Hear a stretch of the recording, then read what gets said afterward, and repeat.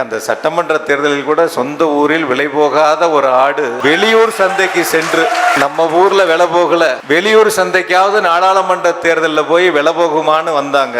தம்பி, இது உங்க ஊர் மட்டும் இல்ல, எங்க ஊரும் பெரியார் மண் தான். உனக்கு அங்கேயும் வேலை இல்லை, இங்கேயும் வேலை இல்லை, தமிழ்நாட்டில் இனி எங்கேயும் வேலை இல்லை, ரொம்ப மெத்த படிச்ச, உலகத்திலேயே நான் தான் அறிவாளி அப்படின்னு தனக்குள்ள தானே நினைச்சுக்கிட்டு தன்னைத்தானே சாட்டையால் அடிச்சுக்கிட்டு, ஊர் மக்கள் நாட்டு மக்கள் என்ன அடிக்கிறதுக்கு முன்னாடி நானே என்னை அடிச்சுக்கிறேன்னு அதையும் வீடியோவா பதிவு செஞ்சு, சரி நீ உன்னதான் சாட்டையால் அடிச்ச, செருப்பு போட மாட்டேன்னு ஒரு புது கதையை சொன்னேன். இனி வாழ்நாள் முழுக்க உன்னால செருப்பே போட முடியாது.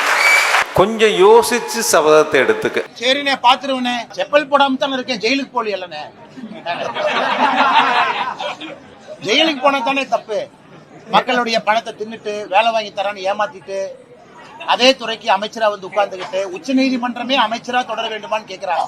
அதனால ஜெயிலுக்கு போறதானே தப்பு, செப்பல் போடாம இருக்கிறது என்ன தப்பு. அதனால 2026 நீங்க பாருங்க என்ன நடக்க போகுதுன்னு. தமிழகத்துல மக்கள் தெளிவாக இருக்கின்றாங்க.